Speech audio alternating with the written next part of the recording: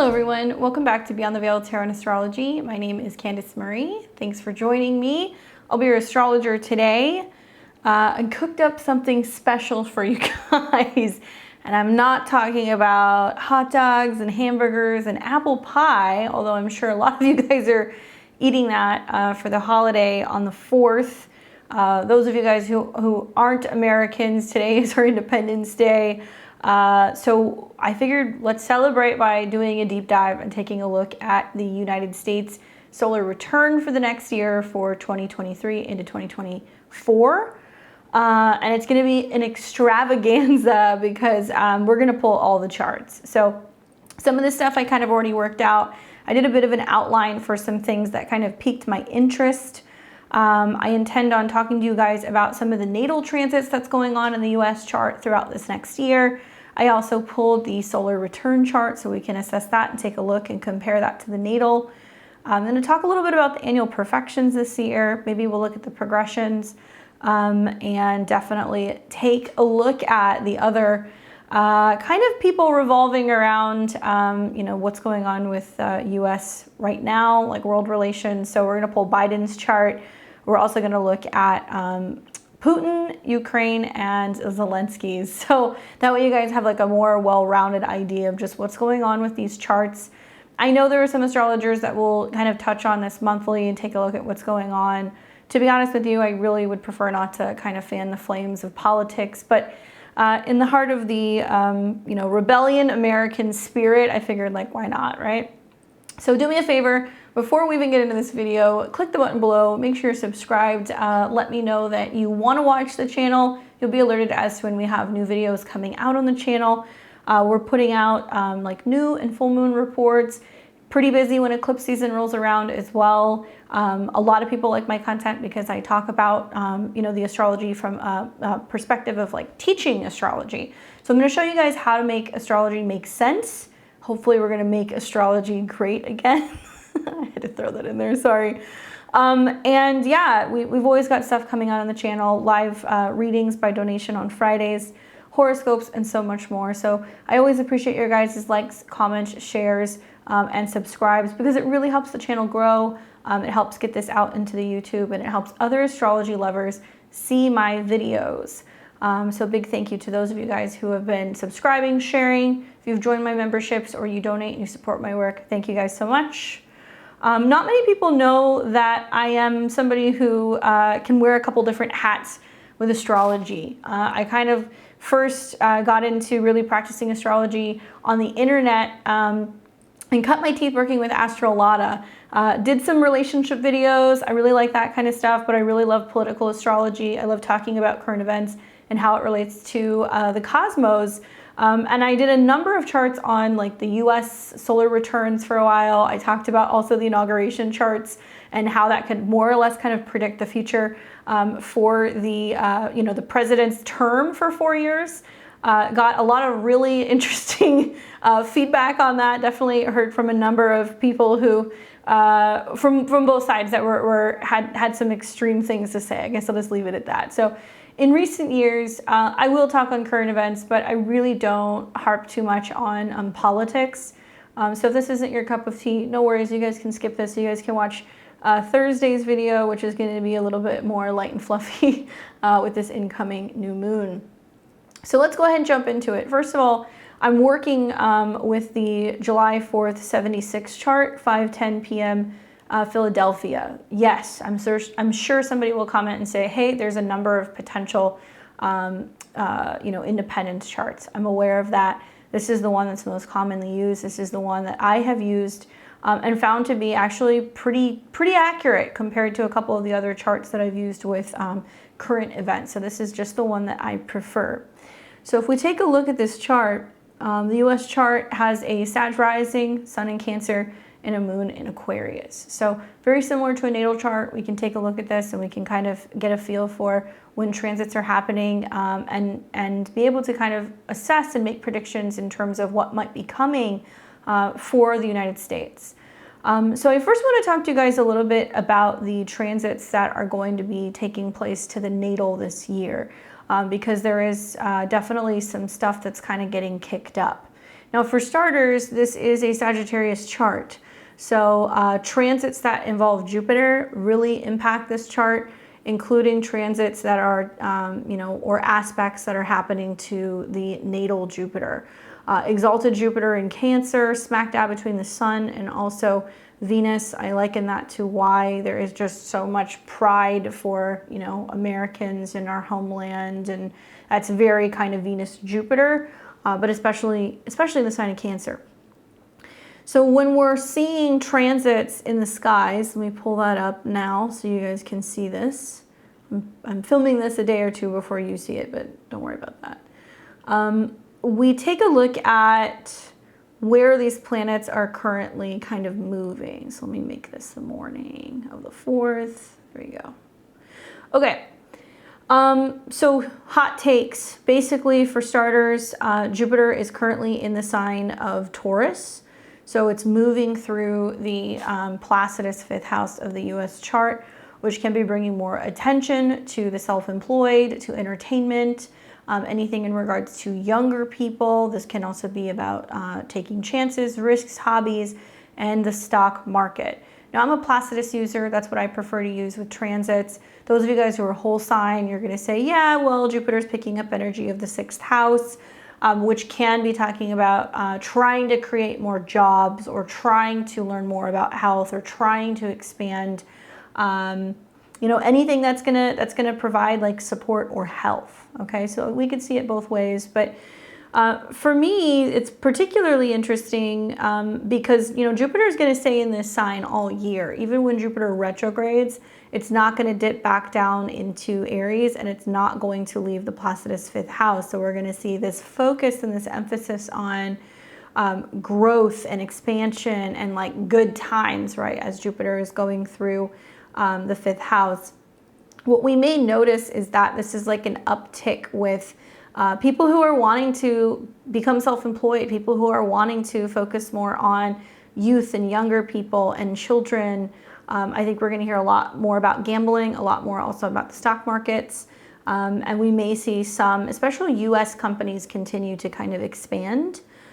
And that's going to kind of fall short next year. We're going to see that there will be an ingress, I think, taking place in the spring, where Jupiter is going to move into Gemini. So as soon as Jupiter moves into the 6th house next year in 2024, and it comes into Gemini, I've observed throughout, cycles the last like 50 to 100 years that the Jupiter movement into the sign, it's going to kind of be a little bit debilitated because it's in its opposite sign of where it's ruled, Sagittarius. And generally we see like lower job numbers. We see higher issues with unemployment. We definitely see a lot more of people choosing and kind of going back and forth and doing things that might be temporary, or kind of changing their direction, even with like education, and sometimes going back to school. So I don't necessarily think that this positive swing is going to last very long. And I think we're definitely going to start to see that, going into the spring of next year. Now, in regards to transits to the natal Jupiter, we're looking at Saturn in the sign of Pisces. It's going to be making a trine off and on pretty much all year long to Jupiter in the 7th. And so this is in the sign that deals with, mysticism and things that are kind of magical or hidden or subconscious, things that can also take place behind closed doors. And this is where I really like Placidus because, we have something called interceptions. And sometimes with certain charts, this is where signs can get completely swallowed up by houses. I liken this to like a blind spot, right? So if you have an interception in your own natal chart, once you become aware of it and you know how to work with it, and you're aware of when planets are going through those signs, or when there are transits that are taking place to that ruler, you're gonna be like, whoa, okay, something happened I didn't see coming. And they want you to become more aware of them, I think. So when you have intercepted Pisces in Virgo, it means there can be blind spots revolving around what it means to help others, what it means to be of service, what does it mean to be healthy. It can be about healthcare in general. It can also be about wellness. And in the sign of Virgo, we have Neptune in the natal chart. So some would speculate or suggest that there is a sense of cloudiness in general when it comes to Neptunian related things in the 9th house. So maybe that lends energy to, the law constantly changing and being kind of flexible and being kind of Neptunian, because the 9th house can be about faith, philosophy. It can be sometimes about justice as well. But I think this is also about welcoming, and America being like this hot pot of like a multitude of different cultures and belief systems and religion. And so in a whole sign sense, that would be relating to the 10th house, and it would be quite obvious.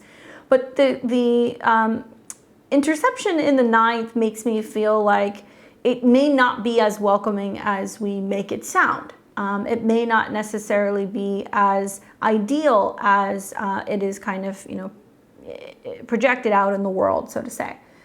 So, when we're dealing with Pisces, this is dealing more with like the spiritual health, the emotional health, the hidden subconscious realms, things that are going on behind closed doors. So it's really important to be looking at both our natal Neptune in this chart, Jupiter, because both of those traditionally rule Pisces, as well as Mercury, okay? So here's interesting. All 4 of these placements, or 3 of these placements, are all pretty much in the same sign, right? They're mostly all in Cancer. We've got Neptune that's hanging out in Virgo, which is the opposite sign of Pisces. What am I getting at? There's something that's missing here about rules and regulations and law and legality. And what we're going to notice this year is Saturn is going to be kind of swinging through the sign of Pisces. It's not going to make any conjunctions. It's not going to make any oppositions. Really, the only aspect that it's going to be making is a trine to Venus, which is pretty good. It's meant to stabilize relations with other people and cooperation or business, right? Venus, Libra. It's also meant to, with the trine to Jupiter, expand and make it possible for us to go through some kind of, growth when it comes to learning more about other people. Now, once again, from a whole sign perspective, these signs do really relate to the 8th house. So some would look at this as, well, Saturn's in the 4th. There's issues in the homeland. We're having issues with homelessness. There's many people who are having issues with addiction, depression, loss of homes, issues with mortgages. And we're watching, Saturn come into trines with what would be a stellium of planets in Cancer in the 8th house. So the 4th, 8th, 12th houses, right? These are houses that are really connected to the soul, where the 4th house is about the past and the roots and the home. It can also be about endings and burials and death. Although the 8th house is more about that actual transition and where the soul goes and how it's regenerated. And then the 12th house is about like that reincarnation and that transformation. But water trines are not as physical. They're not as obvious, even involving Saturn, because Saturn in Pisces is kind of like invisible. So I think that this is picking up energy that's really kind of talking about like where there is lack of communication or information, especially within media, in regards to the true state of what's going on in the world. And whether you look at that as, this is just my perspective as an American, I have a lot of clients and friends that are in other countries and people who are constantly reaching out to me being like, do you know this is happening? Do you know that is happening? Do you know this is happening? And I have to say, without going and looking for some of this information on independent media or looking at Twitter or, wherever you get your news outside of the mainstream media, 95% of the time, some of these events that are taking place, especially involving like protests and uprising and all of these things that are going on in the world, we don't generally hear about that on the news. I just want to let you guys know. So my feeling on this is having Saturn in the 3rd house is more or less kind of saying like we're reevaluating whether or not we're getting the truth or clarity when it comes to our relationship with other countries. We're kind of feeling walled off, right? Saturn connecting to that 4th house can feel walled off from the rest of the world. The Saturn transits outside of that, the trines are good because I think that it is encouraging other people to connect and to do their research about what's going on in the world.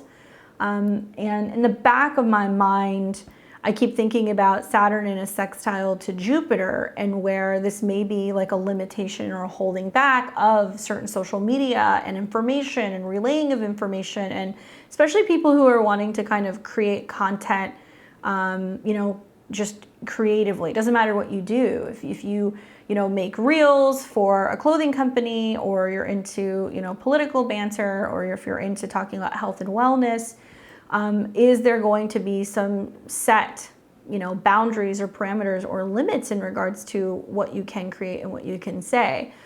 From a perspective of like a YouTube creator like myself, I see some of the things that are going on right now with the legislation that's being proposed in Australia as well as Canada, revolving around essentially state-run media, right? Limitations in regards to where you can get your information, what you can see, what you can have access to, what platforms you can use, and more or less killing the free press, which I think is really a scary thing right now in the world, because without that, we're not going to stand a chance in being able to have like a differing opinion at the table.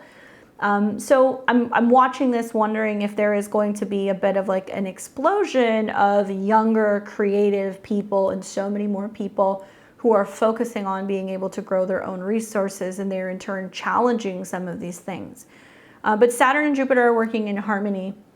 So for the most part, some of these aspects are not entirely too bad, just off the cuff. I think where we're going to see some trouble is the fact that we are going to be experiencing on the 4th of July a Moon-Pluto conjunction. So that's going to be factored into the solar return chart.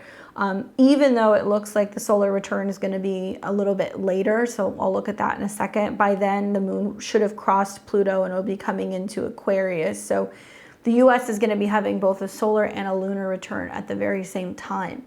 Returns are kind of like playing with home field advantage, right? It's not unusual when we have our solar return on our birthday that we have a Venus return or we have a Mercury return, because they move very closely with the sun. So you're going to have some years where, you're going to have those returns. And that just means there's more activity going on basically that year, where you're kind of coming back home to your natal chart and really able to kind of dial in what you're here to do, right? So the fact that that's happening on the 4th, though, says that kind of intensity is in the air of the Moon-Pluto. Now, we're also just on the heels of our Pluto return. Pluto will be retrograding back to 27 degrees, although technically the exact return is over. We've been watching that play out for the last 2 years. But with other aspects going on with the nodes changing signs, and the fact that the North and the South node are going to go to 29 degrees of Aries and Libra, we're going to see over the first few months, of this shift over the summer, that the nodes are going to be squaring Pluto in America's second house. So we're going to start to really kind of feel the crunch of a change and a transformation that needs to be going on in regards to our finances and our resources. We've heard things in regards to these trial runs with the Fed now. We're also hearing lots of talk about a complete transition into what eventually will be a digital dollar here in the United States, and just more talk revolving around CBDCs and how we're going in that direction. I don't feel like that's limited just to the United States. You guys have to take into consideration, summer of 2022, we had a Mars North Node Uranus conjunction. That was essentially setting the stage for, we need to quickly and hurry and kind of, figure out a way to build what's going to be a new financial system, because it's about to implode. Especially at 18 degrees. It does deal a lot with trying to figure out a way to make it usable.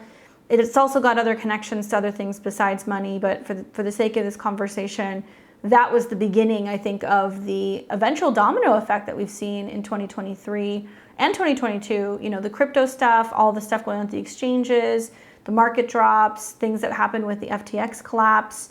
Eventually, I believe, on a personal level, shaking and disrupting the system to create the crisis, to kind of usher in the solution.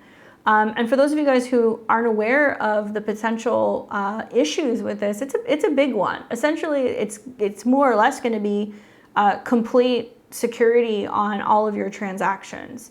Your privacy will not be there. You're going to be able to just turn over, I guess, like access to, the government, and they're going to be able to see where you're spending your money, how much you're spending on certain items, on products.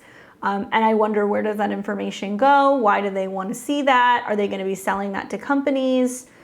Is it going to have other tax implications? Is it going to limit us from being able to travel? And how does that relate to the future of what they're trying to do with the environment and potential like carbon taxes? Will we get to a point where they say, sorry, you've bought too much meat? Sorry, you can't take a flight because you've traveled too much or you've driven too far. So now we're going to not allow you to leave a certain kind of city limit.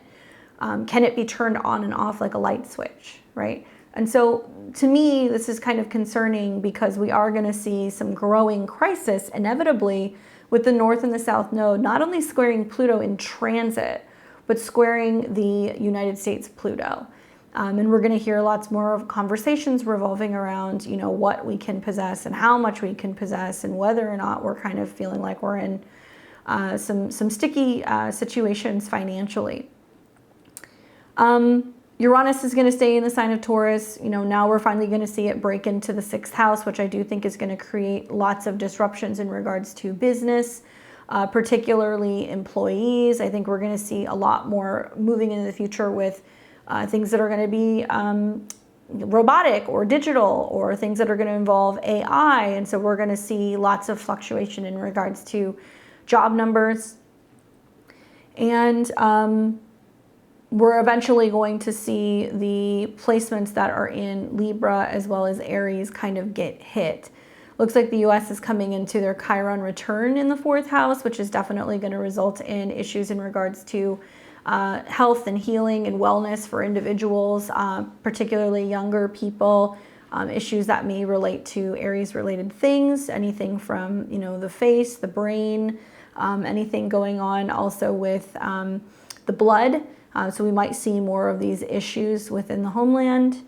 And eclipses are going to be also kind of coming in. And I've noticed that the eclipses are going to kind of ding this chart a little bit as well. And then finally, over the summer, we're going to see Venus going retrograde, and that's going to also be kicking up more issues regarding health and jobs, as well as, I guess like the government and business. But it's going to be going retrograde in the 9th. And so retrogrades can represent a turning point, like where something kind of turns around and it goes in a different direction. So it can be a reversal. Mars is very close by, and I wonder if this is going to be about reversals in regards to our relationships to, foreign allies, if it's going to be a reversal also in regards to travel and health regulations, or reversals also in regards to the war in Ukraine, because we have Mars and Venus in the same sign, and then Venus will retrograde. When we look at the eclipses that are coming in, we're going to see an eclipse that's going to be in mid-October, a solar eclipse in Libra, very close to our Juno. So I think it may potentially be talking about or discussing the potential of being able to kind of form alliances and like partnering. This eclipse is going to be a little gnarly. We're going to see its ruler that's going to be debilitated and squares to Pluto. So I definitely think that it may be hard to launch new job-related things. It may be hard to reach across the aisle and make deals from a political perspective because of money's involvement. But hopefully it's prompting us to focus more on togetherness. And obviously it's picking up that energy still of the 11th house, because that's the whole sign. So it can be about, encouraging people working together. But by then, the South Node will be in Libra. So we're going to find that, diplomacy and mediation is not necessarily going to be an easy thing to make happen. And this is going to form an exact trine to our Mars. So I do think that you're actually going to see people not getting along and then realizing like this isn't working. And they may actually cut and sever certain partnerships and relationships. And I wonder if it's about, the United States and their relationship with certain companies. And whether or not, there is some kind of severing with certain companies because they're not in alignment, right? And then we're going to have a second eclipse that's going to be a lunar eclipse in Taurus. That'll be in the Placidus 5th, sextiling all the Cancer, sextiling Saturn. not terrible. At this point, we're still seeing a debilitated Venus. So I'm not totally thrilled about that eclipse, but it does seem to suggest that there can be some unexpected things that can come up just with the close proximity that it's going to have to the whole sign 12th. So I wonder if that's going to be prompting things in regards to, foreign affairs and things that are kind of hidden or secretive that's becoming visible. And then in the spring next year, we're going to see a lunar eclipse in Libra around the 25th of March. And that's going to be really close to the United States MC. So that being ruled by Venus and having Venus conjunct Saturn in the 4th, I do feel like this is going to be about the United States. And in particular, probably like the housing market having some crisis or having some issues. Saturn-Venus is not going to be an easy conjunction to see. And definitely, I feel like this brings all eyes to the U.S. Some hard squares also to the natal Cancer planets. And so we're really going to be kind of like bringing what's in the whole sign 8th house out into the open, right? Mars in conjunction to our moon too. That's kind of gnarly. And then finally, we're going to have the April 8th eclipse. That's going to be a solar eclipse. And this one's the one that I noted that's like the real doozy. We are going to see a solar eclipse exactly in conjunction to Chiron, and it's going to be right on top of the US Chiron within less than a degree. And so I do feel like this is definitely talking about health crisis, healing crisis here in the US, Saturn and Mars in conjunction in the whole sign 4th. Oh boy. And at the same time, we're watching the South Node swing through Libra, and it's coming into conjunction with Saturn. And so I do think it's going to be us kind of realizing in the spring of next year that shift is really hitting the fan, and a lot of conflict and like, yeah, I mean, I don't like using like, oh, it's a civil war, right? Because that promotes like fear, and I'm not here to do that. But a Mars-Saturn conjunction, an eclipse in the 4th house conjunct Chiron, I definitely feel like is going to be some real hard times for the U.S. right around spring of 2024. And then we're not going to have eclipses again until the fall. So I'm going to shift a little bit. I want to pivot. I want to talk to you guys now about the solar return. And here we go. So the solar return chart essentially is the moment that the sun returns back to the degree and the minute. It's the U.S. birthday. Sometimes it's the day before, sometimes it's the day after. So it's specifically based off of the degree. So in this case, actually, the real birthday for the United States is going to be on July 5th, 2023, and that'll be at 10:16 a.m. So some themes that I noticed about this chart off the bat, I kind of would, look at this from the perspective of like how I would delineate a natal chart. Virgo rising, so it's going to put the focus on Mercury, and it's also going to put the focus on health and organization and healing and being of service and working through accidents or crisis. And Mercury is going to be a focal point.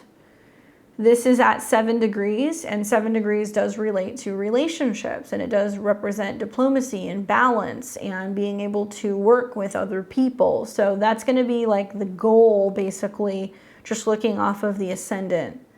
Now, when we look at the ruler, that would be Mercury. Okay, so we've got Mercury in the sign of Cancer. That's what the U.S. Has natally. And Mercury is in conjunction to the sun by about 5 degrees, so it's kind of under the beams of the sun.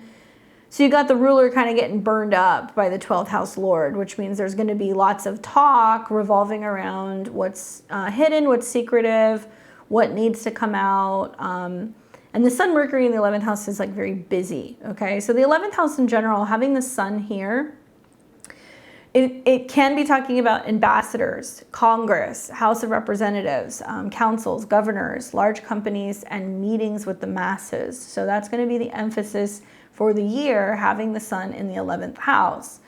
However, with the sun in the 11th house, there is a sense of people like questioning laws and traditions that they find restrictive, and they have not yet, believed or personally experienced as useful. So something that I've noticed with 11th house years is like the need for freedom. Freedom is essentially the battle cry, and there's a driving need to personally accept or reject all of the rules, regulations, norms, or restrictions that they have lived by. So if that was a person having a solar return. So I look at this and I go, whoa, this is going to be about certain groups being like, we don't have to do this anymore, or people who are kind of pushing back, or they're rejecting the status quo. Now, once again, Mercury being so tightly tied to the sun, it means that this might be something that drives people like crazy, that you see lots of people that are getting really emotional, Cancer, reacting very emotionally about this. And this is all, the dispositor is connected to the moon, which is in the 6th house, which is kind of saying, feeling like there is, things aren't working appropriately, or there are some challenges or delays with getting healthcare, or getting things organized, or finding that people are actually being helpful. I, for one, feel like it's probably going to be a time where a lot of people are going to be more likely to want to call on their local and federal representatives and be like, do your job, do your job, rather than feeling like they're just, passing laws and doing things and, working with lobbyists. Like, I feel like a lot of people are going to start to look around and go like, I didn't choose this. Why is this happening? And hopefully it's a turning point for US citizens to realize that, you are meant to play a participating role. There is a set of checks and balances that are supposed to be holding, the government in their place, only if you're holding them to that. So, the 11th house is traditionally ruled by Aquarius. And I think, this can also indicate that there is a sense of just going against the grain with the sun being in this placement. It's natural with this to question whether or not the laws that have been created for the masses should continue to apply, or if we're holding those who are making the rules to the same standard, right? So what I find interesting is generally when there's like an 11th house solar year, around about the time the sun is coming into the 8th house, that's when we see the profound shift and change. Because the 8th house is about changes, and it's the 3rd quarter square before coming into the birthday. So just kind of food for thought, like mentally, I'm like, okay, what do we want to look at in March and April of 2024 to kind of see what's going on then?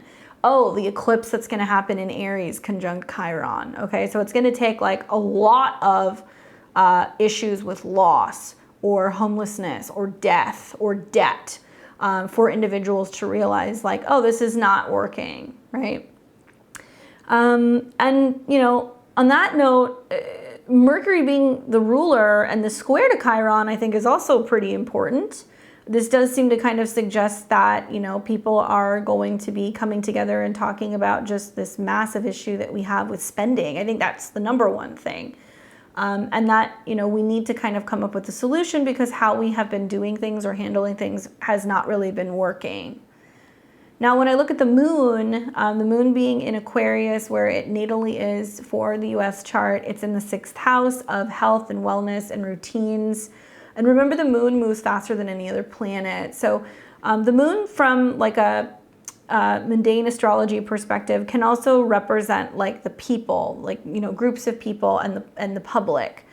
So the moon being in the 6th house, it can say we're dealing with more issues relating to health and wellness and jobs and changes in this department. Disruptions is the word I would use, because this is ruled by Uranus, and it happens to also be square to both Jupiter, and it's coming into a square with Uranus as well. Now, the moon is also about change and fluctuation. So its presence in the 6th house in a solar year indicates like major working conditions and health changes happening. And I'm going to double down on that, especially considering Saturn is in this house as well. And Saturn is retrograde. So it tells me that Saturn is looking back at the moon and saying like, where do we need to have a change in order in like systems and how we're doing things, and, how those groups who are supposed to be kind of guiding us throughout this year, need to potentially change. We've also got an exact sun and moon quincunx and in conjunct. Those two don't mix, right? It's like oil and vinegar. So the moon is about what's subconscious and emotional, and it's very rebellious in the sign of Aquarius. And then you've got the sun in Cancer, which is very sensitive and sentimental and reflecting on kind of like the past and how things have always been done. So there is this push to kind of go into the new ways, right?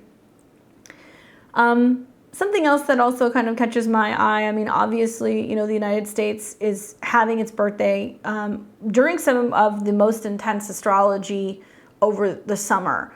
We've got the North and the South node that's coming into that square with Pluto. So it is putting the North node in the 9th house, which is focusing on, you know, our relationship or our money and foreign affairs and law revolving around our relationship with other countries and whether or not we're able to continue to trade or do business.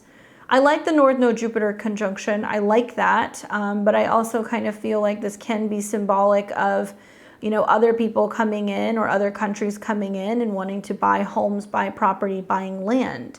I know there are some states in, you know, the United States right now that are pushing legislation to not allow foreign entities or governments or businesses to come in and buy farmland, and I think that that's definitely something that we should be talking more about. Especially ensuring that we're really protecting our resources relating to the people within our country and making sure that we're doing what we need to do rather than selling that out to other places who may be, you know, taking those resources elsewhere. Granted, you know, the U.S. does trade with a lot of places. We buy a lot of things from China. There's also a lot of trade that goes on with like meat and produce with Mexico and various other places. So it goes both ways. But I think that the North Node Jupiter conjunction, you know, the dispositor being Venus, is kind of saying that you've got people who are either coming in and wanting to invest in probably what's going to be the bottoming out of the United States, or you're going to see that the U.S. is really focusing on strengthening its relationships with other countries because it's funneling money into those countries that are pretty much being ruined or demolished or ended, 12th house, by war. So I hope that we talk about this more. You know, the U.S.'s involvement in essentially destabilizing many countries and then monopolizing on it and teaming up with big banks to go in and rebuild it and treating it almost as like a, you know, a flip it project for investments.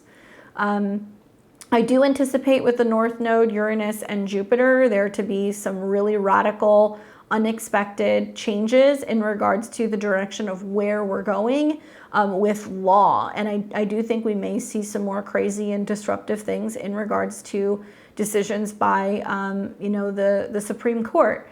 I'm not going to get into my perspectives on that. I want to remain neutral, but generally when we see Uranus, it represents like unexpected changes and rebellion, and Jupiter being thrown in there, and both of these being in squares to you know, Mars and Venus makes me feel like it's going to definitely affect a lot of people, especially people who are hoping to overturn laws, or they're hoping that it's going to be something that's going to grant them some kind of religious or spiritual rights or freedoms. I definitely think we're going to hear a lot more also about like natural law. I think we're going to be hearing people talking about natural law and what it means to allow people to have certain rights that cannot necessarily be messed with. So, you know, kind of digging into this a little bit, the other thing that piques my interest is the fact that we have this Mars and Venus in the 12th house, and they're in conjunction. So we've got the 2nd house ruler of possessions, the 8th house ruler of other people's money in the 12th house. So this can say there is like an undoing, especially the last 10 degrees of the 12th house is kind of like this collective undoing when it comes to money and resources. And this is all 12th house. So it's behind closed doors.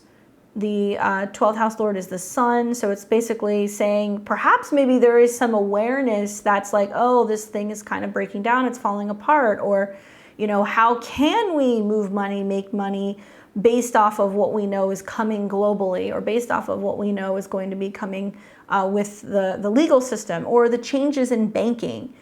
Next year, when Jupiter and Uranus conjunct, that's it. You're going to see some countries or some places completely move forward with an all cashless society or an all digital society. To which some people will say, I'm opting out of that. I'm going to, do something different. I'm going to decide that I'm going to, trade in crypto, or I'm going to buy metals, or I'm going to go and, trade and barter. There's no stopping that train. And so I wonder if this is going to be a lot of discussing this behind closed doors in preparation for some of the bigger booms that will go on in spring of 2024. Obviously, Pluto square the nodes in the 5th house is kind of mirroring a lot of what I said, where there is a necessary change and transformation that's going on. But the Pluto placement moves from what's generally the 2nd into the 5th. So I do think it's going to be about, changes for younger people. And I do think it's also going to be changes for people in regards to their investments. I do think there's going to be a lot of tax things in regards to investments, and the government, kind of meddling in that and changing some rules in regards to acquiring and developing wealth that may come from trading or being self-employed. Once again, we see some other uncomfortable angles where both Mars and Venus are quincunxing Pluto. I do have hope that there will be more talk about, what's been going on with multiple countries and elites and governments' involvement with child trafficking. I'm hoping that continues to be something that people are talking about, because it's real. And when the 12th house Lord is brought into the 11th, the masses may talk more about that, and the fact that, hey, why are we sending all of this money to another country, and what is going on there? Not a lot of people know that, like, Ukraine is very well known for organ harvesting, and also, unfortunately, for child trafficking, and a lot of other really illegal activities. So I'm a little mind-boggled as to why not enough people know about this, why people aren't doing the research, and why there's so many people who are very proudly wearing the Ukrainian flag, not really understanding that the U.S. is making money off of this war. So I'm hoping that people are going to talk about this. I'm hoping that we're going to hear more also about things that are going on that are wanting to be kept private in regards to scandal. So Venus and Mars in Leo can definitely be about scandal, and how that's kind of being, kind of hidden. So I'm curious to watch, because the Venus retrograde is going to go right through these particular degrees. And I guess finally, Saturn sitting on the descendant can definitely talk about relationship challenges, especially with, foreign allies, with partnerships. There can be a sense of people distancing themselves. Saturn's at a 6, which relates to health. Not an easy placement. Whenever I see a planet on an angle, to me, that's pretty prominent. So Saturn is squaring everything and sitting in a sign that is associated with Neptune. And both Saturn and Neptune are retrograde in the 7th house. So there is a sense of like falling out of relationships with certain people. And all of this is ruled by Jupiter. Jupiter is in the 9th. So there might be a bit of like a changing of relationships with certain allies. I definitely think that's definitely going to be a theme. And when I kind of compare these charts and throw them together, obviously, this would be the transits on the outside, the day of the U.S. Solar return. But sometimes I like to take the solar return and throw the natal on the outside, just to kind of see what else is like correlating. And obviously, it's bringing, the U.S.'s Uranus in pretty close proximity to the midheaven, which is usually in the 7th house. So that can be talking a lot about like shocks and surprises and sudden changes there. We also see Mars, Venus, and Jupiter in the 10th house, which generally is pretty strong. And I'm wondering if this is going to be like a turning point where we're going to see a lot more focus on like creating U.S. jobs and manufacturing and like trading and doing business here, creating more jobs for Americans. Saturn in the 2nd, which I'm not surprised, because I do feel like that is hopefully an awareness that we cannot continue to keep spending money or, kind of moving forward the way that we're moving and expanding, and the need to kind of really work on relationships with our consumers, relationships also with, other businesses, and trying to find ways to kind of better manage budgets. And then the moon is coming into conjunction with Saturn. Interesting stuff. I mean, I definitely feel like this is a year where, at the very least, we can expect change. That doesn't necessarily mean it's going to be good change. It doesn't necessarily mean it's going to be easy. And I keep thinking about in the US chart how in 2 years' time, we are going to have Saturn and Neptune coming into conjunction with each other on our IC. Right around here. Okay, in 2025. And I wonder the effects of this. I wonder if this is going to be brand new limitations with coming in and out of the United States. We're going to see Saturn. That's going to be, you know, in obviously an uncomfortable position being in Aries, and then the conjunction to Neptune. I believe the U.S. is going to get further and further kind of isolated and distanced from the rest of the world. And I don't like saying that, but that's kind of the feeling that I'm getting. But we'll have to see. You know, I'll touch on this probably sometime in the next year. Let's talk a little bit about the U.S.'s annual perfection. So I had to do some hardcore math, guys. My software did not go back that far. But I did want to look at the annual perfection just to kind of get some like hot dates for when this is going to be more active. So I had to make this a whole rising sign chart. And according to my calculations, we're in an annual perfection year 10. Okay, so essentially annual perfections is going to highlight one house for each year. The planet that rules that house is your Time Lord. You want to watch what's happening with your Time Lord from, you know, your birthday to your next birthday. So from July of 2023 to July of 2024, we're taking a look at when transits go through the 10th house, and we're also going to take a look at when Mercury is retrograde, and it will retrograde here over the fall. In September, it will be retrograde in Virgo. We will also see a retrograde in mid-December that will start in Capricorn, and it will retrograde back into Sag. And then we're going to see a retrograde in the spring that's going to be taking place in Aries, which means there's going to be another one right around the United States birthday next year. So what is the 10th house, right? You know, leaders, it's about, you know, our public reputation. It's also about our ambitions. And it can also be about business. So this is ruled by Mercury, and we have Mercury in the whole sign 8th house. This is where I was saying to you guys that we have a Cancer stellium in the 8th. So it means that during the Mercury retrogrades, we may actually notice changes going on with the U.S. job market. And I would be watching, especially during the fall and mid-December period, as those are going to be kind of the hot zones. And it does seem like the other ones are going to be taking place in like fire signs in 2024. I'll have to take a look at that. So let's take a look at when this is going to be obviously like the most active. So one thing I wanted to note actually, just like right off the bat, is there's going to be a new moon that's going to be in conjunction to the United States Mercury. There we go. Okay, on July 17th, 2023. Now, I like to work with transits to the natal Mercury. The natal Mercury here is retrograde. So it means that there is a sense of like reevaluating the direction that it's going with other people, changing its mind, kind of private, kind of hidden. It's at that murky Pisces degree, and it can talk also about like doing business.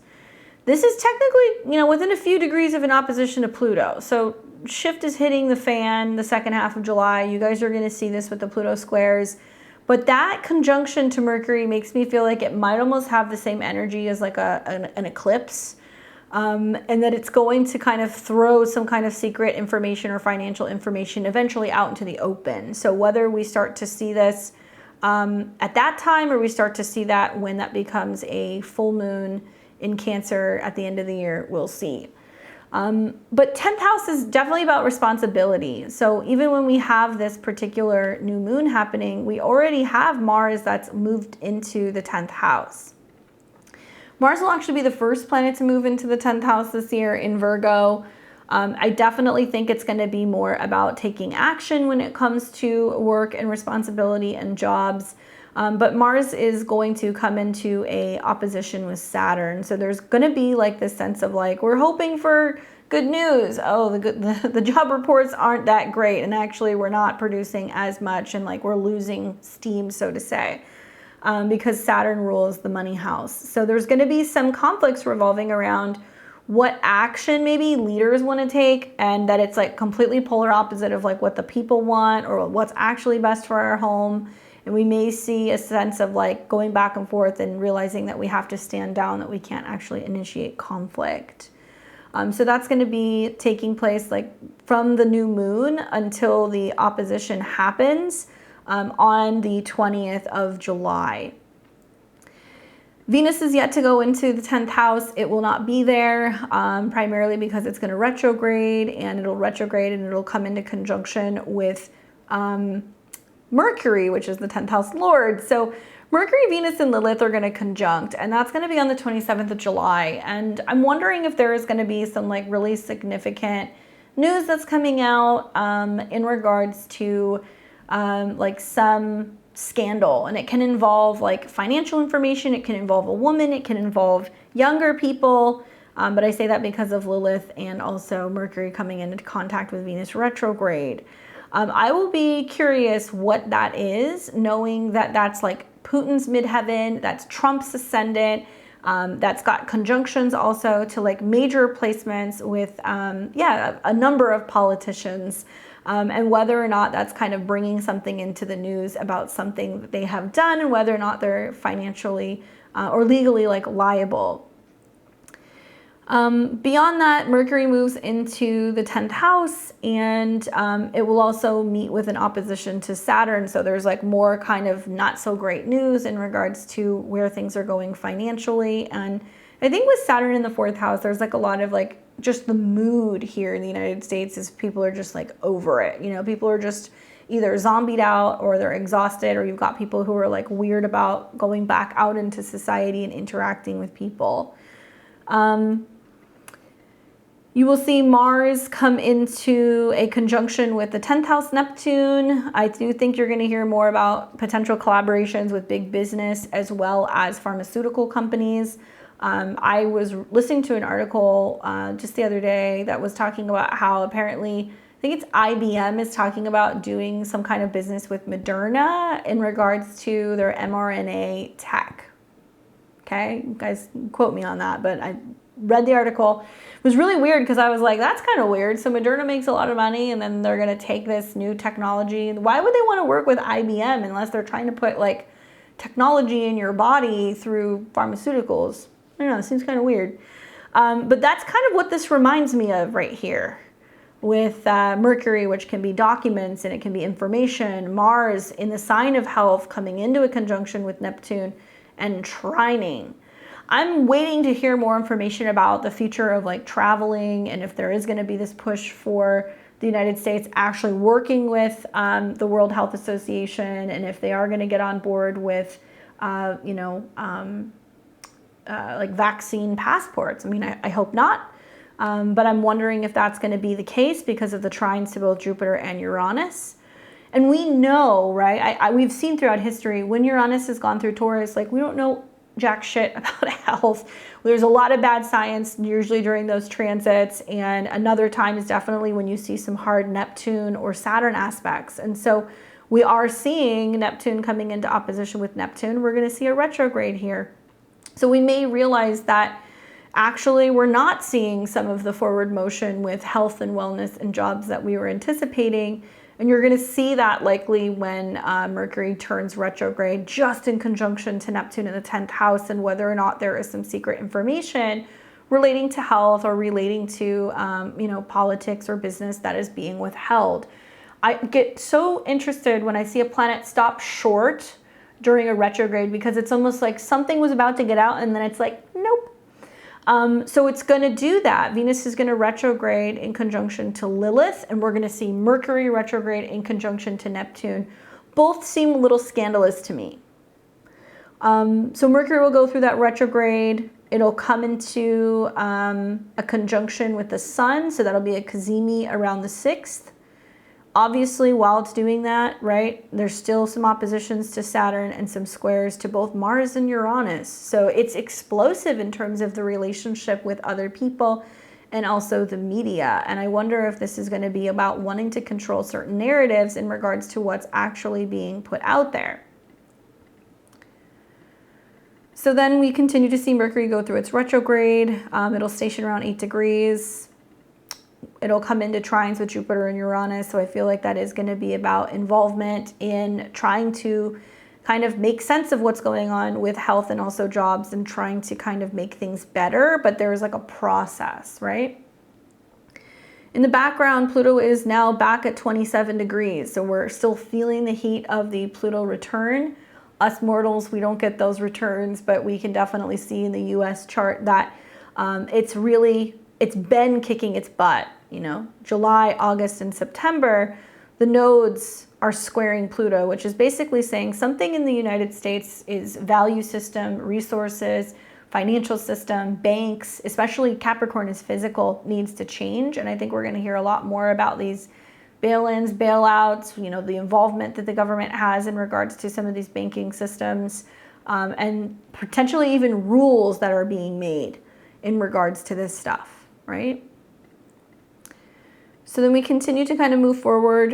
We are going to pick up like a Mercury-Neptune opposition. I feel like that's just realizing that, you know, oh, those who we thought were in charge really may not really know what direction things are going in. It'll go into Libra. Nothing too crazy about this. We're going to see some Mercury squares.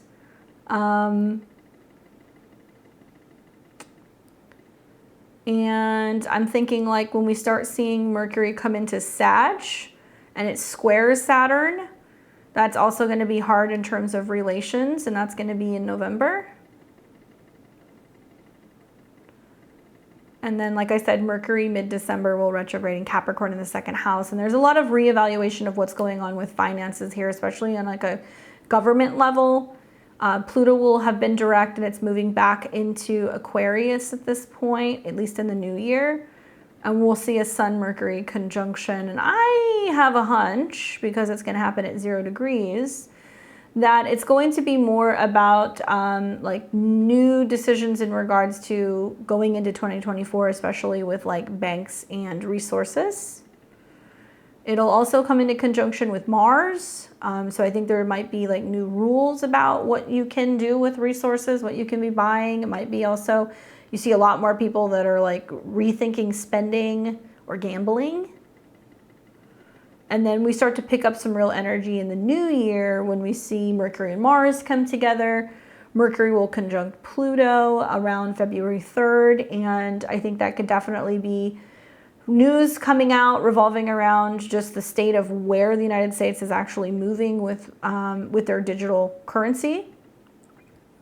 Mercury will have conjunct Pluto in the 3rd house. And I'm wondering if that's also going to tie into IDs and other identification or financial documents. I also wonder with Mercury and Capricorn if this is going to be like older generations finding out that Social Security and like other state or federal resources, if that may potentially be paid out in a digital currency. That's one way to kind of, you know, to push that and encourage people to adopt it. I don't necessarily agree with it, but there will also be a triple conjunction that I've been looking at. That's going to be taking place on February 28th, 2024, where Mercury, Saturn, and the Sun all hit 9 degrees of Pisces. Well, that's right on top of our series.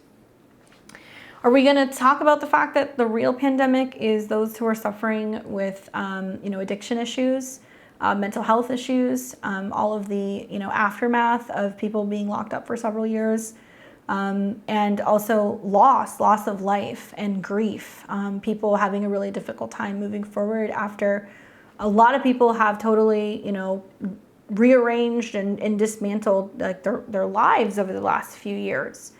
I'm curious to see what that happens, because this could also be about new rules in regards to immigration, because it is in the sign of Pisces and it is in a sign that deals with Sagittarius. And it does look like we're going to pick up a conjunction between Mercury and Neptune. Not the best day for getting clarity, around like the 9th and the 10th of March.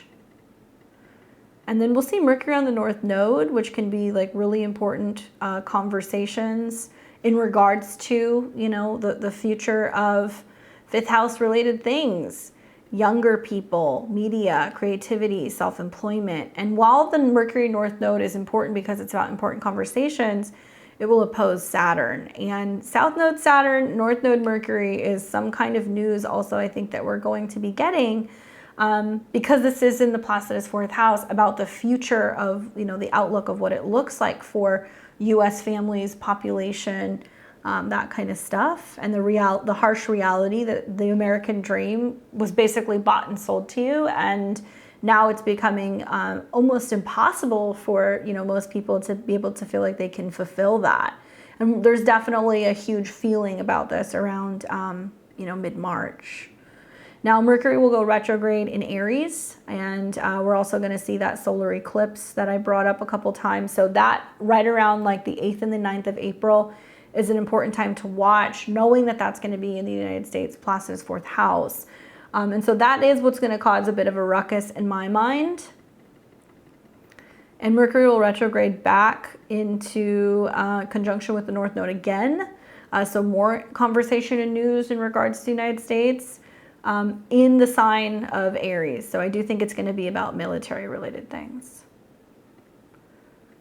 And then finally, we'll see Mercury coming into contact with Uranus and Jupiter.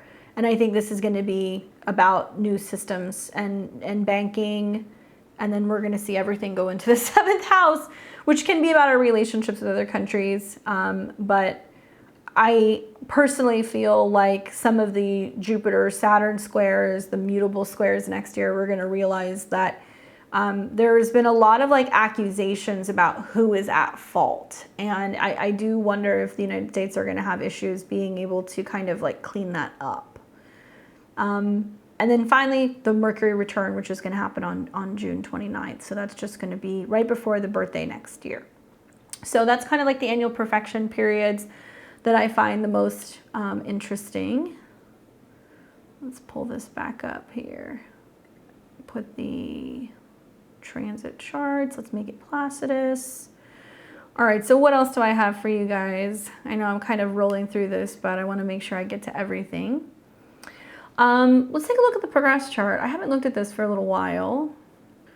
So the progressions, I'm going to look at the secondary progressions for the US chart. Oh, now I remember. It's kind of similar. I mean, it's a similar ascendant to the solar return, right? So Virgo rising 7, Virgo rising 9. So the progressions move slowly, obviously. And a couple notes that I have here for the progress chart is that also ruled by Mercury. Okay, so Mercury transits are important in this chart. And Mercury is at 22 degrees. It's in Aquarius right now. We are going to be seeing that the Mercury is coming up to pretty close to the United States moon, but that'll be in a number of years. But we have got the moon conjunct the descendant. So remember where I said there's going to be that triple conjunction in the spring where you're going to see like all of them hit 9? Likely that's also activating something in the 7th house where I wonder if the United States is going to take on a new ally. The progressed moon changes signs roughly every 2 years. That's about how long it takes to go through a sign or a house. And it's coming into conjunction with the descendant, okay? So once again, the moon deals with like the people. So the moon coming into the 7th house can indicate in the progressed chart, like there's about to definitely be some challenge or conflict, but it can be peaceful resolution in the sign of Pisces in regards to like, hey, like this is a problem. In a progression like this, you might see that this is a turning point where it's like 2 years of meeting people, getting involved in a significant relationship, maybe getting married. It depends on the sign and the aspects, but 2 years of learning more about togetherness. Now, we also notice that the sun is also in Pisces, so it's coming in over this next year into a new moon phase. So this right now is kind of balsamic, which means things are phasing out. It's like a purge or a purification that's going on until that comes into a new moon phase. That won't be until 2024. So if it's coming into a Pisces new moon, the question is peace possible, right? Pisces is about peace, but it's also about disillusionment and conspiracy and things that are kind of hidden. It does look like when that new moon kicks in, it'll be at a 19. So it is going to be about relationships and unions and partnerships. So it makes me feel a little bit better than it being at 18 degrees, but we don't get that restart until, once again, April of 2024. See how I go through the charts and I'm looking for reoccurring patterns? I look for that to be like, okay, this is definitely a hot zone where you're gonna see some kind of action that's gonna be taking place. So for me, I'm like, okay, March, April of 2024, that's like when the real fireworks kind of begin, pun intended. But until we get to that conjunction, we're phasing things out. It's like, new moon, it's darkest before the dawn. And while it's making that conjunction, it's trining Jupiter, which is exalted. Even though it's retrograde, it's exalted, which is kind of making me feel like there is room for, new people to be kind of stepping up to the plate, new people to be coming in. I definitely think that with some of the sextiles we're going to see here, that there might be younger people who are also coming more so into politics as well. So we're not really starting new until next year. Now, Mercury in this chart, obviously, is hanging out in the 6th house where it's comfortable. Some would argue that it's also exalted in the sign of Aquarius. And if we look at the transits, transit Uranus is in a square to Mercury. So this is going to be about like changes with law and culture and travel and, philosophy and how that's really impacting the daily routine. And I wonder if this is just going to be like other countries and other nations coming together and putting the pressure and being very critical of the United States, which I definitely think is going to be a theme that we're going to see, because when Jupiter and Uranus come together, it will be at that 21, 22 degrees, and it's going to square the chart ruler, which is going to be pretty loud. So it's going to be, once again, April 2024. So there's another one. And at the same time, we have a ton of planets moving through Pisces, and Saturn will conjunct the progressed Sun, ruler of the 12th house. So we're going to start to kind of find out where there's people who are hidden in plain sight that are actually like outer, they're open enemies, 7th house. Mars and Neptune are going to be nearby as well. So I definitely think when you see like a Mars-Saturn conjunction, it's like, calling people out for some of the things that they're doing behind closed doors. Just some interesting stuff going on here this year, for sure. I mean, the progressions, obviously, they move slow. But for me, my eye is really on what's going on, more so the spring of next year, because I think with like Saturn in the 7th house, square Uranus in oppose, not much is really going to change at the moment. And we're also looking at now, the progressed Pluto is direct because it's taken so long for Pluto to move. It's direct, and it's also at 29 degrees. So those of you guys who are like, oh, the Pluto return is over. No, it's not. The nodes are squaring the natal Pluto, and we've got the progressed Pluto that is in the final moments of 29 degrees. So some may argue that until Pluto gets into, it's going to be a long time before progressed Pluto goes into Aquarius. And by then, I'll be surprised if the United States is the United States by 2030. I think they're eventually going to become separate districts, but that's just me. So it's not going to be until 2050. And you hear a lot of stuff like with these like conspiracies that's like there's the Agenda 2030 and Agenda 2045 or like 50. Like, regardless of the time, it doesn't take a rocket scientist or a conspiracy theorist to sit around and kind of go like, things have been kind of ratcheted up in recent years, and it seems like there's an agenda, like there's something going on, where obviously now that certain governments have the power that they have, they don't want to let it go, right? So I don't know. I think that I have faith for there being more opportunities in the spring. I'll just leave it at that. And I take that from my theory with the sun going through the 8th house in the solar return where things change. We've seen it with the progressions. We've also seen it with the solar return. It just keeps coming up that that's going to be the shift. So I'm hoping that the sun in the 11th does its job,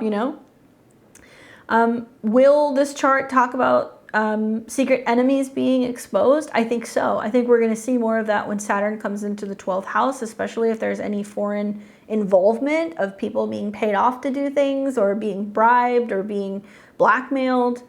I do feel like we're going to see, especially as the sun and the moon are coming together, sextiling the 5th house, younger people running for office. And I think a huge kind of talking point is definitely going to be religion, race, and immigration.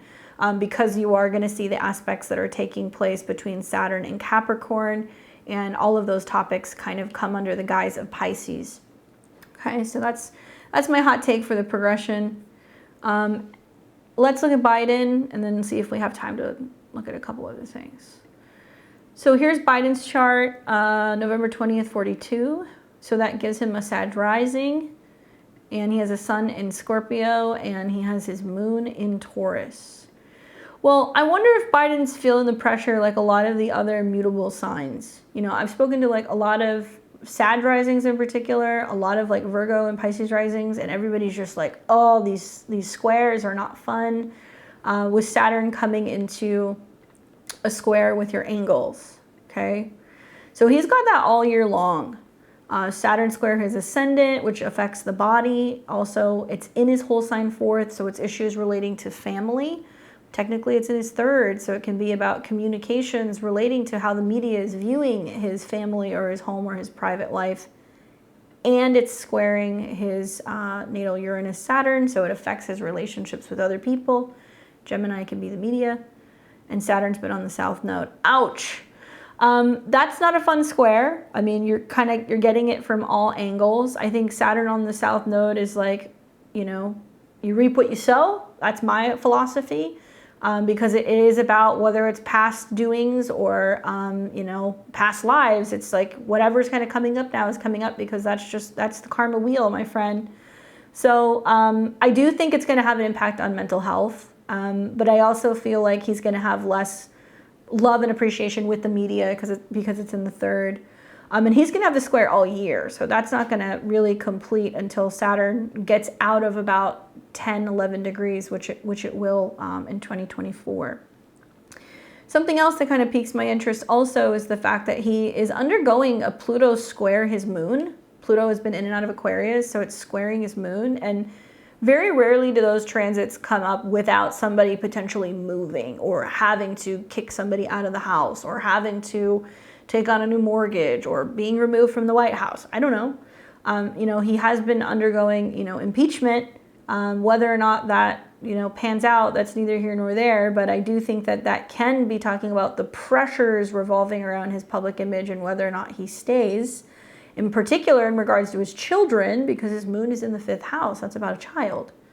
And this is also about financial dealings because it is in the 2nd house to the 5th. So financial dealings, you know, and Pluto in Capricorn is about mishandling or abusing resources or crime in the 2nd house or your public, you know, position.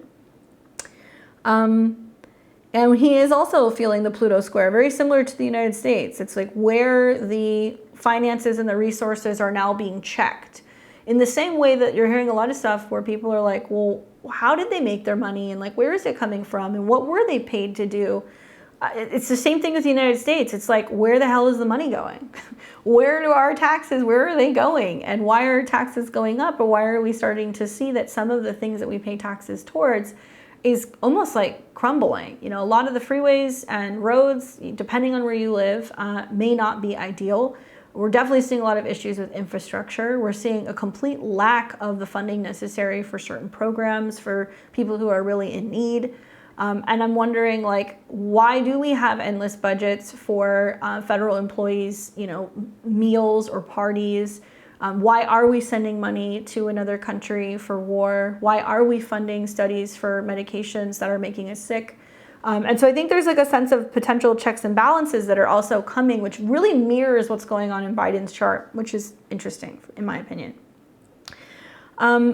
Pressure also, I think, with that Pluto, you know, the moon can be about end of life related things. So I'm not saying something's going to happen to him. You know, obviously he's already had Pluto in opposition to his moon, but having the 3/4 square to his moon is gnarly and can definitely affect him. And also watching Saturn and Neptune coming into conjunction with his IC next year is not going to be a simple feat. I definitely think that that can create some real issues with feeling lost and not knowing where he is, or, you know, mental or emotional health related things. But I found that like memory is going to be like more like Mercury Neptune aspects. And so, you know, he is going to have Saturn coming into a square with Saturn, and he's also going to see this trining his 12th house, water houses, okay, once again. So it's about secrets and things that are kind of quiet, or things that are going to be private, that may not actually like make it out. Outside of that, you know, he also is going to have Venus that will be getting ready to go retrograde over his Chiron. All right, so he's got Chiron in Leo. Mars and Venus are heading that way right now, and we're going to get ready to see Venus actually station retrograde on top of his Chiron. Now that's going to be around the 22nd of July. And he's somebody that I'm watching because that retrograde does seem to kind of indicate like a change in direction when it comes to Chiron themes, legal things, his children, which is Leo. It can also be about extended family or relatives. It can also be about war, right? But Venus rules his health. It also rules his allies. So he might realize that the people who he thought he had as an ally don't necessarily have his back. So that's tricky. And Venus will hit that several times. And when that conjunction happens, he's also got Mars coming into conjunction with his midheaven. So frustrated, angry, you know, agitated about how something is being spun, and also foreign relations.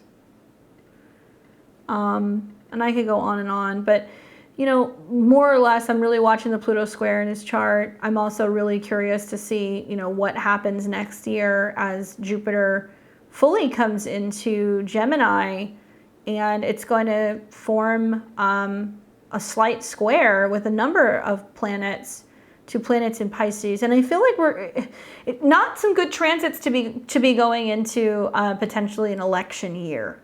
You know, South Node eclipses in his 10th house, North Node, Neptune stuff. I do feel like some of either the, you know, private family related issues, or, you know, the mental issues definitely can create some real challenges. He doesn't have the kind of placements that I see when people take on a new big position, right?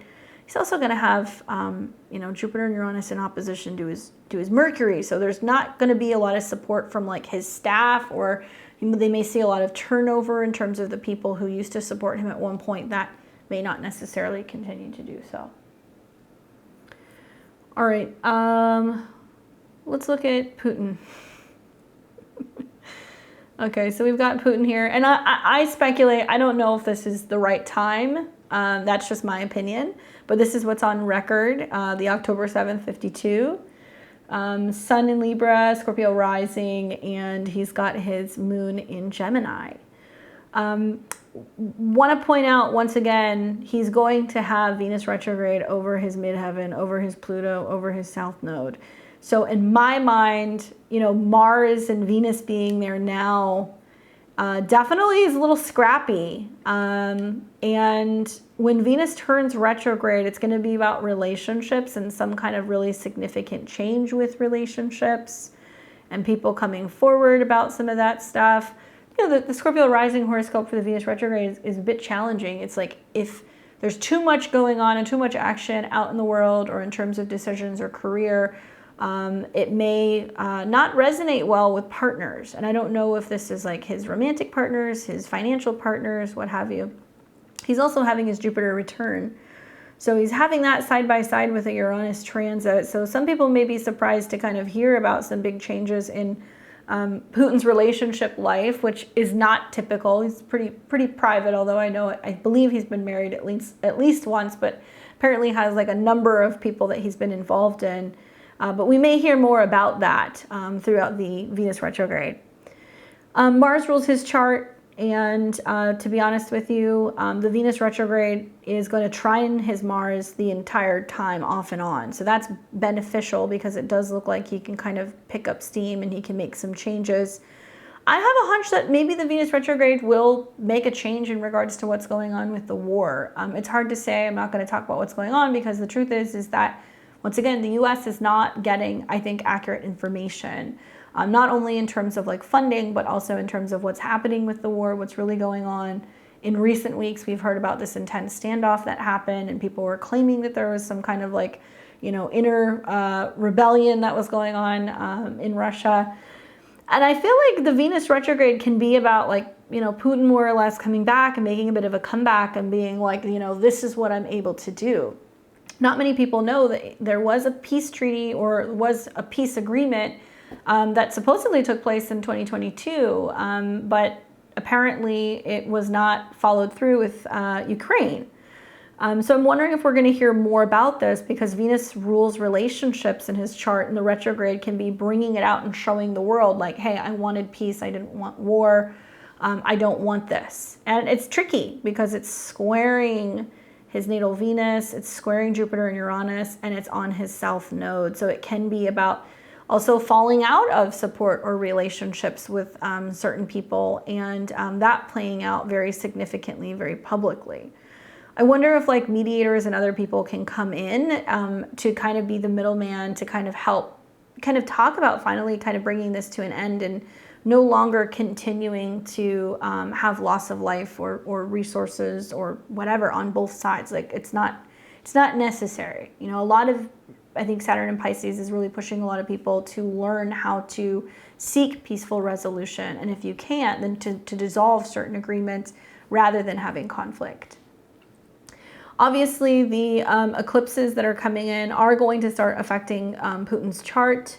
We're really going to start to see this in the fall when we have an eclipse that's going to be right on top of his Neptune.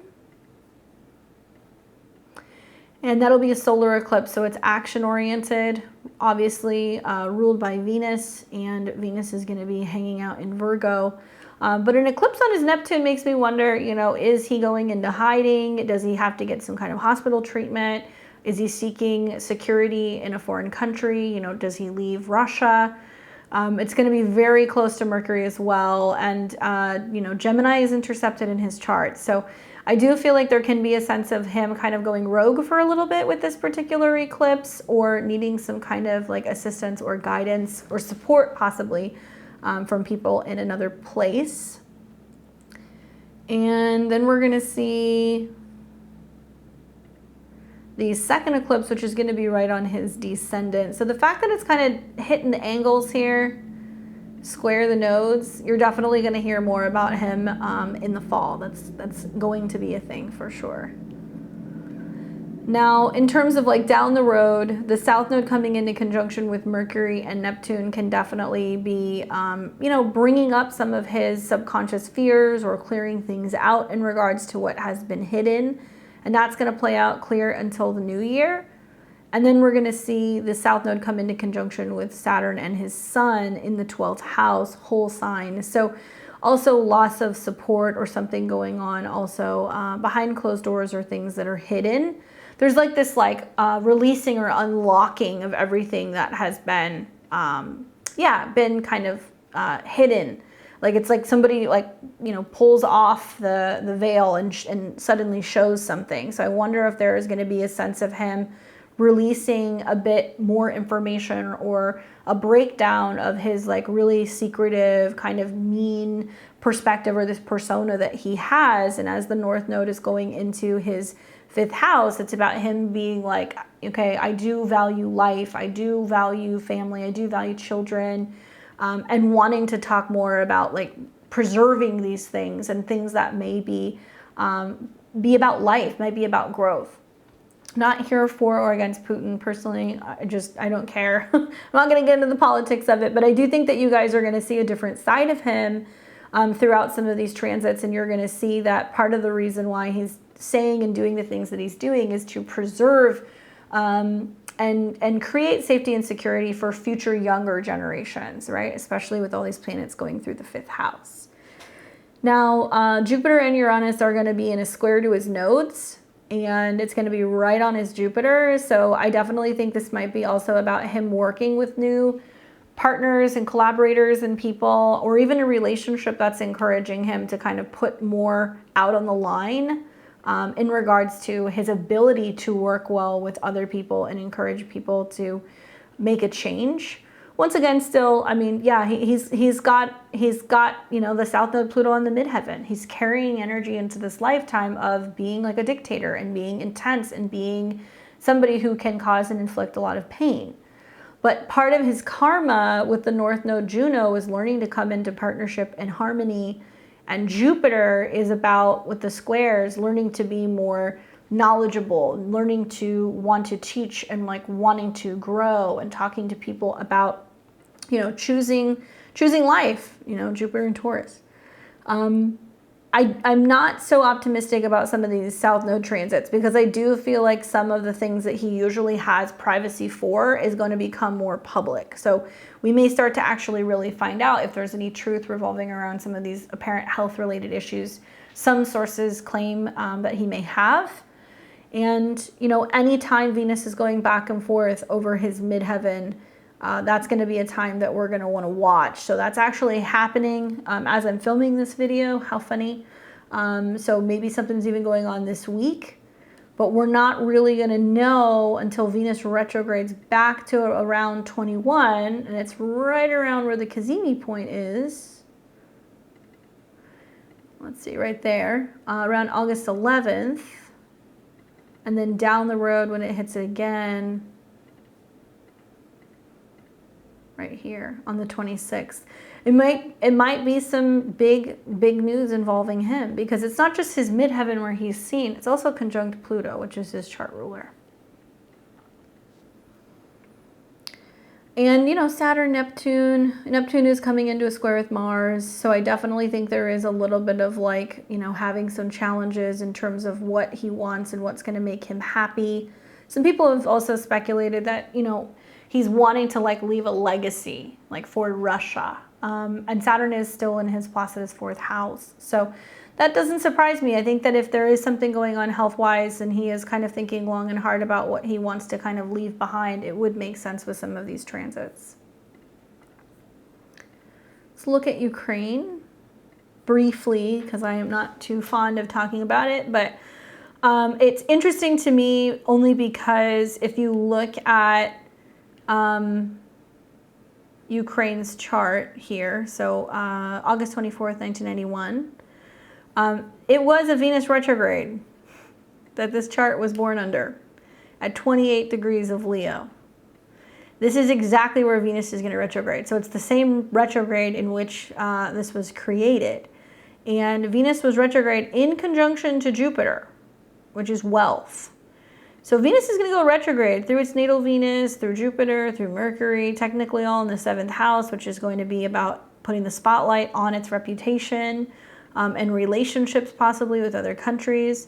Venus can quite literally also be money. It can be resources, and it can be a change in direction, and where money's been flowing, suddenly it doesn't, then it goes back. Where people are investing, maybe they're not, then they go back. Relationships also, you know, might kind of be a little bit of a back and forth. Really, that is interesting to me all summer long. Obviously, this is an Aquarius rising chart, so it's going to be very affected by both Saturn and Uranus transits.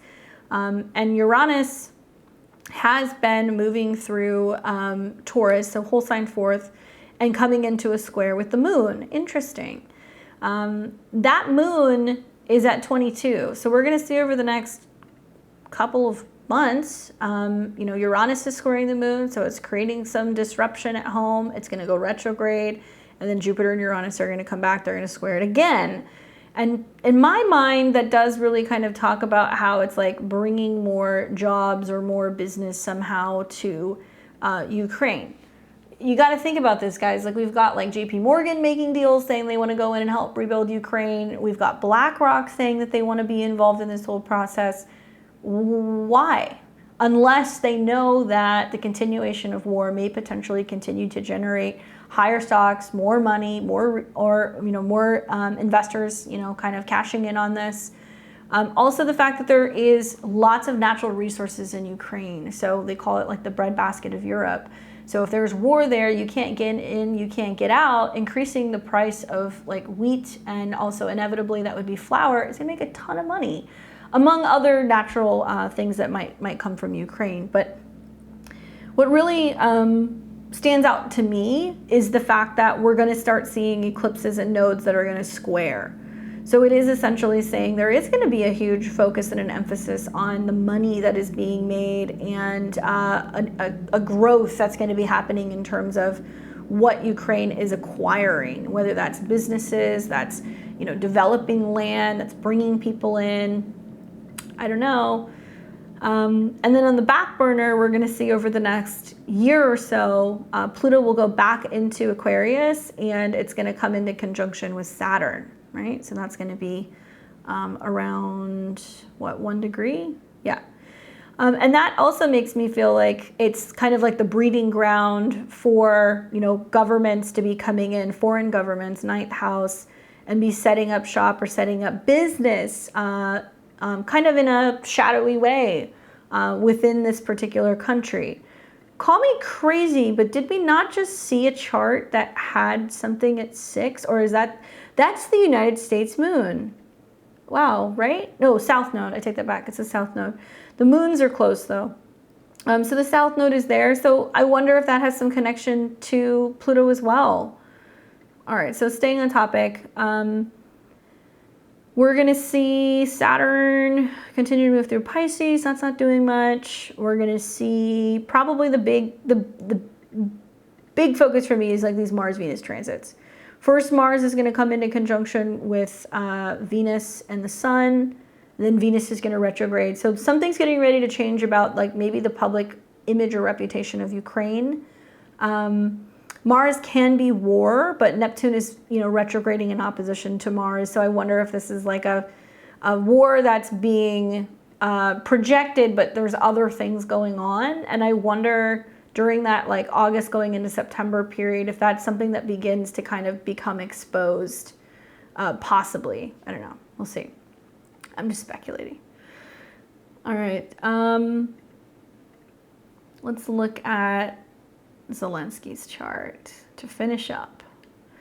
So Zelenskyy is January 25th, 78, Gemini rising, Sun in Aquarius, and the Moon in Leo. So equally, right? Look at that 28 degrees. That's getting triggered a lot. Okay, this is conjunct Regulus, the mark of a king. So we are going to see the Venus retrograde really impact some of these individuals. And he's got some other stuff going on. He's been in the midst of like a Pluto opposed Mars transit, which is dangerous. Let me put the transits up so you can see. Very dangerous. You know, at no surprise that he's had several, you know, attacks on his life, apparently. He's ruled by Mercury though, and he's got Mercury in Capricorn. And currently we're seeing Jupiter and Uranus trining his Mercury. So it's like, I'm not saying this. It's quite literally money from foreign companies or countries or banks are helping supply him with resources, especially in connection to, you know, military and things in regards to like war business, Capricorn, you know, generals and tanks and things like that. So, I mean, where do you think these things are coming from? It's being sent there. All right, so we see those trines. Probably, once again, the biggest thing is going to be this Venus retrograde that's happening on his Mars and also on his Moon. And Venus rules the 12th house, and it's intercepted in Libra. So I'm curious, like, how the media changes things, or like they go in a different direction in terms of how they're talking about him. I also wonder if there's going to be news revolving around something changing in regards to you know, his relationship with family or his children, something in regards to him and traveling, or even like a vehicle related issue can come up here. And that Venus retrograde's wild. It's going to square Uranus several times, which, you know, I've thought for some time looking at his transits that when inevitably whoever is using him as a puppet is done with him, it would not surprise me if you see some really out of the box radical thing that's like, whoa, did not see that coming. Where he gets injured or he gets, you know, in an accident or something weird happens. I don't like saying that. I'm just putting it out there. And so I've been looking at these transits around July 10th. And I've also been looking at when the Sun opposes Pluto and Venus is getting ready to retrograde around the 22nd. And because he's ruled by Mercury, when Mercury is conjunct, and he's getting some kind of like feedback from other people. We'll see. Long-term transits, though, he's coming into his reverse nodal return. It's going to be happening in the 11th house, so I wonder if this is about him like forming new groups or forming, new government branches, or trying to kind of rebuild something and trying to be the person who's instrumental in that. And he's also got Pluto that into this next year is inching closer and closer to his Sun, still in an opposition to Mars, which can be about accidents. So whenever we see any hard Pluto-Mars aspects, like we will in November, when November comes around, or I guess end of October, and Mars in Scorpio squares his Mars, and also Pluto, that's a time that I would be watching, mid-October. And next year, when Mars is coming into conjunction to Pluto with Mercury around mid-February of 2024. Those are some really intense energies in this chart. South node's on his Pluto. I don't know. I mean, I feel like I don't get involved in politics enough to really have like an opinion. But it's really obvious, based off of some of his aspects, he can be quite passionate. Mars in opposition to the Sun. I know he has a background in acting, and he's got all of these planets in Leo, so he certainly knows how to like play the part. And I seriously question whether or not this is just somebody who was brought forth and elected on purpose, knowing that this would be somebody who would be a good poster boy potentially for some of the things that they were potentially trying to kind of like push forward, and somebody who would appeal basically to the public. Those would be the time periods that I'd be watching for. This starts to kind of really heat up, not just over the summer, but right around mid-February of 2024. And certainly with Saturn, coming into a square with his ascendant and his descendant, the next like 2 years, really starting next year, not as easy in terms of his public reputation. And so I definitely think that he's got his work cut out for him. And with Neptune square Jupiter, there could be a sense of just being too overly idealistic and hopeful about, where things are going, and a lot of just trust everything is going to be fine. But I don't necessarily know if he's going to be really the person responsible for making some of the changes that they're hoping to make there. That's just my opinion. And I'll leave it at that, because I wanted it to be more about the United States more than anything else. I do feel like it was important to kind of give you guys a bit of like a background on some of the other main characters with this craziness that's going on out in the world politically right now. I'd love to hear from you guys. How are you feeling about just the state of what's going on? Also, equally, I know we have a lot of people who watch from outside of the United States, so I'd love to hear your perspective as well. Please take into consideration, like I said, even someone like me who seeks independent media, the resources here in the United States in terms of being able to get factual information, especially pertaining to our relationship with other countries, things that are going on relating to acts of war, as well as some of these demonstrations that are taking place in other countries. We are not seeing this on the news. You guys have to hear me on this. So please share information if you have information. Don't forget to like, comment, share, and subscribe. And here's to yet another candle on the United States birthday cake. So we'll see how this goes. Until next time, I'll see all of you guys very soon. You guys take care and have a happy 4th of July.